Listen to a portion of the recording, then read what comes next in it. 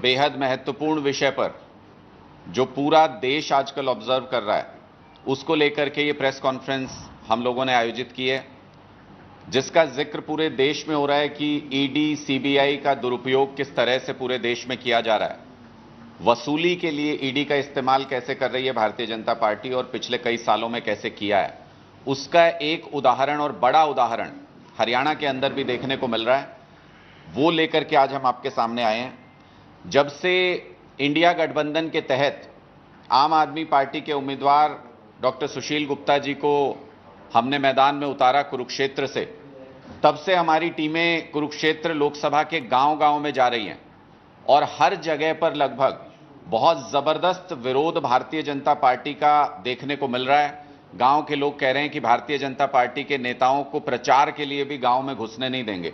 ऐसा विरोध लगातार देखने को मिल रहा था और यही कारण था कि भारतीय जनता पार्टी का कोई भी उम्मीदवार कुरुक्षेत्र से चुनाव मैदान में उतरने को तैयार नहीं था। उसका सबसे बड़ा उदाहरण जो आज मुख्यमंत्री हैं प्रदेश के, नायब सैनी जी, वो वहां से सांसद थे और अगर उनको मुख्यमंत्री बनाना प्री प्लान्ड होता भारतीय जनता पार्टी का, तो 3-4 महीने पहले उनको प्रदेश का अध्यक्ष नहीं बनाया गया होता।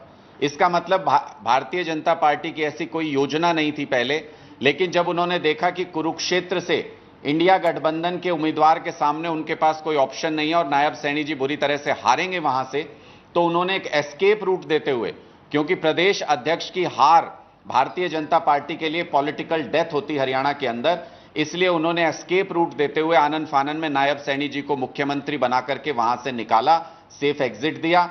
उसके बाद संदीप गर्ग एक स्थानीय व्यापारी हैं, उनको ज्वाइन कराया गया पार्टी में। यह कहा गया कि उनको टिकट के लिए लाया गया था कि उनको चुनाव लड़वा देंगे वहां से, लेकिन उन्होंने भी हाथ खड़े कर दिए, लगता है कि मैं चुनाव नहीं लड़ सकता बीजेपी के टिकट पे। तो भारतीय जनता पार्टी में होते हुए उनके ऊपर ईडी की रेड करवा दी, क्योंकि बीजेपी के नेता भी आजकल इनके टिकट पे चुनाव नहीं लड़ना चाहते, उनको भी ईडी और सीबीआई से ही हैंडल कर रही है भारतीय जनता पार्टी। उसके बाद नाम आया नवीन जिंदल जी का। 20-25 दिन तक लगातार ये उहापोह चलती रही। नवीन जिंदल जी के परिवार की तरफ से मना करते रहे कि चुनाव नहीं लड़ रहे हैं, और भारतीय जनता पार्टी की तरफ से खबर उड़ाई जाती रही कि चुनाव लड़ेंगे नवीन जिंदल। और जिस तरीके से ज्वाइनिंग हुई, उसके आधे घंटे के बाद लिस्ट में नाम आया, वो आप सब ने देखा। लेकिन हमारा प्रश्न ये है कि खुद कुरुक्षेत्र की धरती पर आकर के प्रधानमंत्री नरेंद्र मोदी जी ने जिसको लुटेरा कहा हो, जिसको भारतीय जनता पार्टी कोयला घोटाले का मास्टरमाइंड बताती रही हो, जिसको प्रकाश जावड़ेकर जी ने सबसे बड़ा कोयला चोर बताया हो, ऐसे व्यक्ति को आखिर भारतीय जनता पार्टी ने कुरुक्षेत्र का लोकसभा चुनाव का टिकट क्यों दिया? क्या ऐसे कारण रहे और कैसे वॉशिंग मशीन में धो करके साफ करके नवीन जिंदल जी को यह टिकट दिया गया? इसके बारे में भारतीय जनता पार्टी को स्पष्ट करना चाहिए। बताया जाता है कि जिंदल जी चुनाव लड़ना नहीं चाहते थे, उनका मन नहीं था, लेकिन ईडी के जोर पर जबरदस्ती एक तरीके से किडनैप करके उनको चुनाव मैदान में उतार दिया गया है। जो मजबूरी का उम्मीदवार हो, जो मजबूरी में चुनाव लड़ रहा हो, वो जनता की क्या सेवा करेगा, ये सब लोगों को समझ में आ रहा है। और इसलिए उनके अनाउंसमेंट के बाद भी कुरुक्षेत्र में किसी तरीके का कोई बज़ क्रिएट नहीं हुआ, लोगों के अंदर किसी भी तरीके का कोई रुझान नहीं है उनको लेकर। लेकिन कुछ तथ्य हैं जिनको समझना बहुत जरूरी है कि कैसे ईडी और सीबीआई का दुरुपयोग भारतीय जनता पार्टी कर रही है और कैसे लोकतंत्र के ऊपर ईडी और सीबीआई का इस्तेमाल करके कब्जा कर लिया है भारतीय जनता पार्टी ने। ईडी ने अप्रैल 2022 में जिंदल जी के ठिकानों पर छापा मारा, नवीन जिंदल जी की कंपनियों पर, उनके ठिकानों पर एक बहुत बड़ी छापेमारी हुई।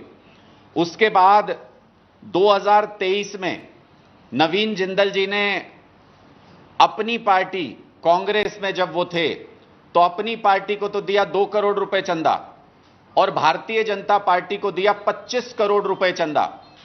यह इतिहास में शायद पहला ऐसा उदाहरण होगा कि कोई व्यक्ति अपनी पार्टी को छोड़ के राइवल पार्टी को चंदा दे रहा है। लेकिन उसका असर देखने को मिला तुरंत प्रभाव से कि 9 सितंबर 2023 को नवीन जिंदल जी को विदेश यात्रा की अनुमति मिल जाती है कोर्ट से, ओमान और यूएई जाने की अनुमति मिल जाती है। 12 अक्टूबर 2023 को अमेरिका इंग्लैंड और यूएई जाने की अनुमति मिल जाती है।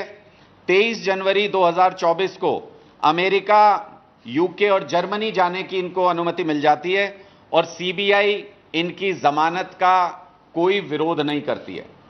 यह सरासर समझ में आता है कि एजेंसीज का किस तरीके से उगाही करके, चंदा लेकर के भारतीय जनता पार्टी ने दुरुपयोग किया। जिंदल जी ने कुल मिलाकर के कांग्रेस में रहते हुए भी 73 करोड़ रुपए चंदा भारतीय जनता पार्टी को दिया। वो किस लिए दिया? ईडी और सीबीआई की जांच को प्रभावित करने के लिए दिया, उन केसेस को सेटल करने के लिए दिया और अब उसी मजबूरी में कुरुक्षेत्र से चुनाव लड़ने का फैसला भी किया।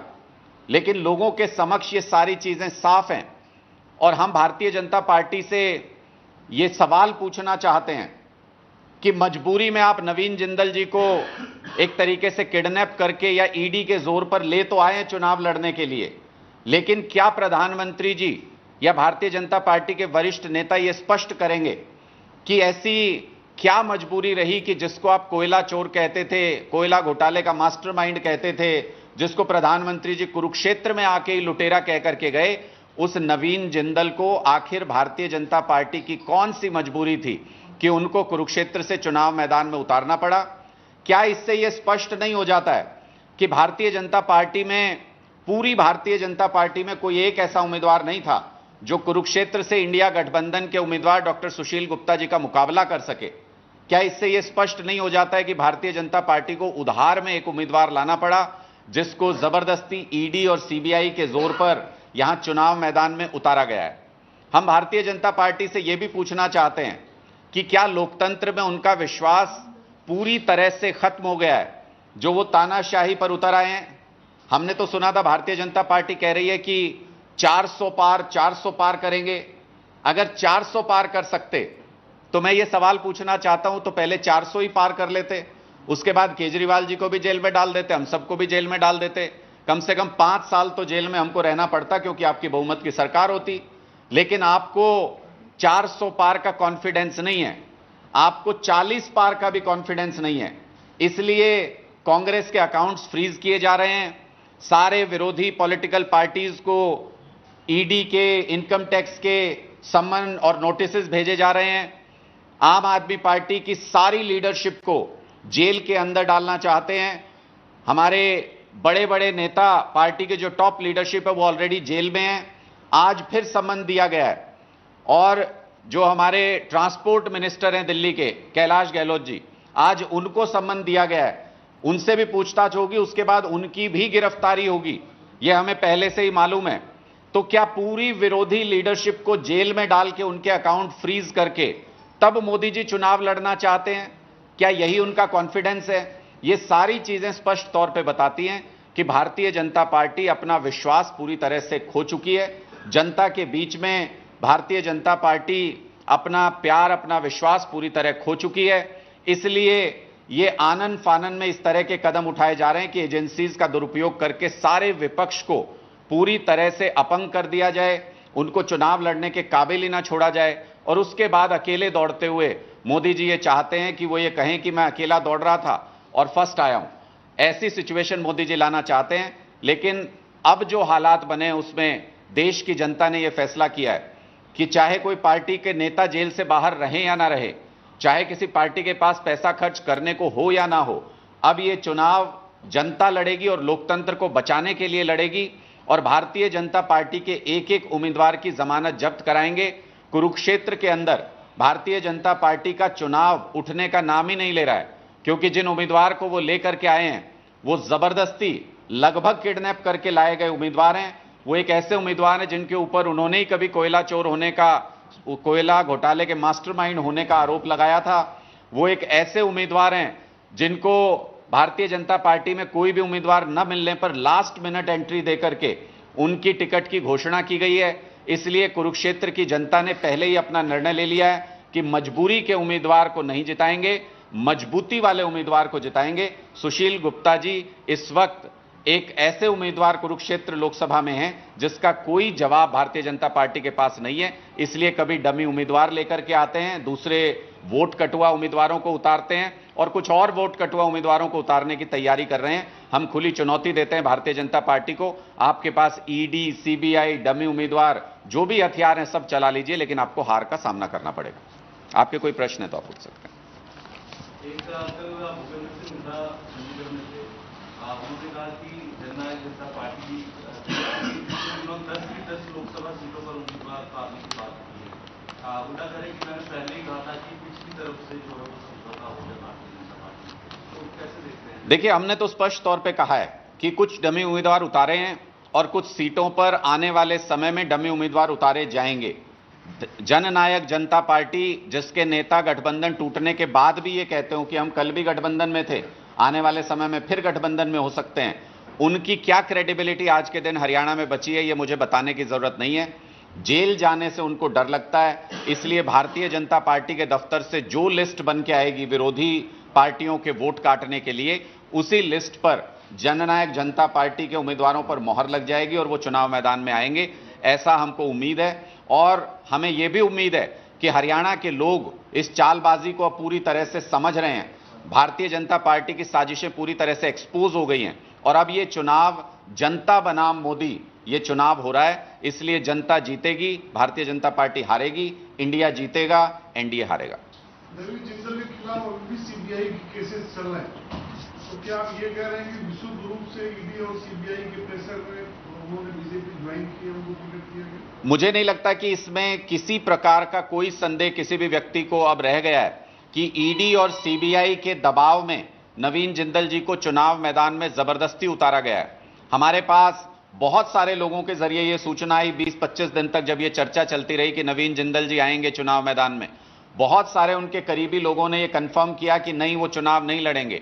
हर वो तरीका इस्तेमाल करने के बाद नवीन जिंदल जी ने हर वो संभव प्रयास किया होगा कि उनको चुनाव मैदान में न उतरना पड़े, लेकिन भारतीय जनता पार्टी ने ईडी और सीबीआई के दम पर, मुझे लगता है कि जो संदीप गर्ग के यहां पर जो छापेमारी हुई वो एक अल्टीमेटम था कि जब हम भारतीय जनता पार्टी में एक व्यक्ति जो चुनाव लड़ने से मना कर रहा है उसके ऊपर छापेमारी करा सकते हैं, तो आप तो अभी हमारी पार्टी में भी नहीं है। उसके तुरंत बाद नवीन जिंदल जी का हां कर देना, पार्टी में शामिल हो जाना और आधे घंटे के अंदर टिकट का अनाउंसमेंट होना, यह साफ दिखाता है कि उनके अनाउंसमेंट के लिए लिस्ट को रोका गया था काफी समय से और लिस्ट को रिलीज करना सिर्फ उनकी ज्वाइनिंग पर निर्भर कर रहा था। इसलिए यह स्पष्ट है कि उनको मजबूरी में यहां से चुनाव लड़ना पड़ रहा है। वो कहीं से भी चुनाव लड़ने को तैयार नहीं थे। मजबूरी के इस उम्मीदवार को कुरुक्षेत्र की जनता नहीं ढोना चाहती है।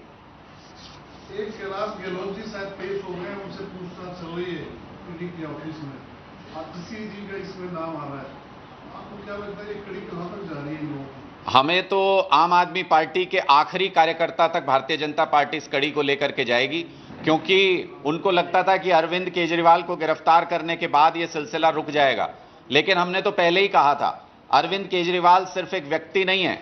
आज के दिन अरविंद केजरीवाल एक सोच है जो देश के करोड़ों लोगों के दिलों में है और कितने मर्जी केजरीवाल को गिरफ्तार कर लीजिए, हर कार्यकर्ता आम आदमी पार्टी का सड़क पर आकर कहेगा मैं भी केजरीवाल, और जो कहता जाएगा वो जेल जाता जाएगा। हमें कोई संदेह नहीं इस बात में कि हमारी सारी लीडरशिप को जेल में डाल करके मोदी जी चुनाव लड़ना चाहते हैं। मैंने पहले भी कहा था कि बंद पिंजरे में शेर के सामने कोई भी खड़ा हो सकता है। मैं मोदी जी को चुनौती देता हूं, खुले मैदान में शेर का सामना करके देखिए, आपको आपकी हकीकत मालूम हो जाएगी। अनुराग जी, लोकसभा सीटों पर तो आप कांग्रेस के साथ मिलकर करनाल चुनाव होना है, उस पर आप किस पार्टी को? देखिए, जैसा मैंने कहा कि भारतीय जनता पार्टी वो बुझने से पहले जो दिया फड़फड़ाता है, आजकल उस मोड़ में चल रही है भारतीय जनता पार्टी और एक ऐसा उपचुनाव कराने का प्रयास किया जा रहा है जो वैधानिक तौर पर सही नहीं है। करनाल उपचुनाव हो नहीं सकता है क्योंकि 1 साल से कम का समय बचा है और अगर प्रैक्टिकलिटी में देखें तो जब जून में रिजल्ट डिक्लेयर होगा और सितंबर में जब आचार संहिता लगेगी, उसके बीच में सिर्फ 3 महीने का समय है।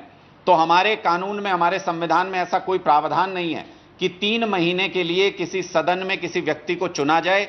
और प्रैक्टिकल तौर पर अगर देखें तो सभी पार्टियों के जो भी वहां पर कैंडिडेट खड़े होंगे वो करोड़ों रुपए का, लाखों रुपए की बर्बादी होगी, जनता के पैसे की। इस इंतजाम में, पूरे चुनाव के इंतजाम में जो करोड़ों रुपए खर्च होंगे वो भी जनता के पैसे की बर्बादी है। इसी तरीके का एक निर्णय महाराष्ट्र हाईकोर्ट ने, मुंबई हाईकोर्ट ने दिया है, जहां पर उन्होंने कहा है कि एक नोटिफिकेशन जो जारी किया था चुनाव आयोग ने उपचुनाव को, उसको रद्द किया है। हरियाणा का केस उससे मिलता जुलता है, उससे भी ज्यादा, उससे कम समय के लिए ये चुना जाना है यहां पर सदस्य को। इसलिए मुझे लगता है कि कोई उपचुनाव करनाल में होने नहीं जा रहा है। ये सिर्फ भारतीय जनता पार्टी ने, मैंने कहा तो उनकी कोई प्लानिंग नहीं थी नायब सैनी जी को मुख्यमंत्री बनाने की। ये तो आनन फानन में उन्होंने गोटियां चली और उसमें कई पासे उन्होंने गलत चल दिए हैं भारतीय जनता पार्टी ने, जिसका उनको आने वाले समय में परिणाम भुगतना पड़ेगा। एक प्रजातंत्र बचाओ रैली हो रही है, उसको लेकर क्या कहना है? देखिए, पूरी कल दिल्ली के अंदर भी एक बहुत विशाल रैली पूरे इंडिया गठबंधन की होने जा रही है, जिसमें अरविंद केजरीवाल जी की गिरफ्तारी के विरोध के साथ साथ लोकतंत्र पर जिस तरीके से भारतीय जनता पार्टी हमला कर रही है, उसको भी वहां पर निशाना बनाया जाएगा। लोगों को जागरूक करने के लिए रैली की गई है और आप देखेंगे कि विशाल जनसमूह कल उस रैली में हिस्सा लेने के लिए पहुंच रहा है। मुझे ये कहते हुए जरा भी हिचक नहीं है कि अब सड़कों के ऊपर लोगों को संघर्ष करना पड़ेगा लोकतंत्र को बचाने के लिए। ऐसा समय नजदीक आ रहा है, क्योंकि भारतीय जनता पार्टी में शर्म नाम की कोई चीज नहीं बची है। चुनाव आचार संहिता लागू होने के बाद यह कहा जाता है कि सारी एजेंसीज, पूरा प्रशासन वो चुनाव आयोग को रिपोर्ट करता है, लेकिन पता नहीं क्यों चुनाव आयोग आंखें मूंदे हुए बैठा हुआ है और भारतीय जनता पार्टी के इशारे पर ईडी, सीबीआई और सारी एजेंसीज, पुलिस, वो भारतीय जनता पार्टी के इशारे पर काम कर रही हैं, जबकि इनका कंट्रोल इस वक्त चुनाव आयोग के हाथ में होना चाहिए था। अगर एजेंसी को रेड करनी है तो फिर उनको शराब घोटाले के मुख्य अभियुक्त ने जो 60 करोड़ रुपए भारतीय जनता पार्टी के अकाउंट में डाले, उसके लिए जेपी नड्डा जी के यहां, अमित शाह जी के यहां और नरेंद्र मोदी जी के यहां पर रेड करनी चाहिए, ताकि उस पैसे की बरामदगी भी हो सके। और जो लिंक एस्टेब्लिश हो रहा है, क्राइम का पैसा जो इन नेताओं के, इन भारतीय जनता पार्टी के अकाउंट में जाते हुए नजर आ रहा है, उस क्राइम के पैसे की चेन को भी अच्छे तरीके से पकड़ा जा सके। Thank you ji.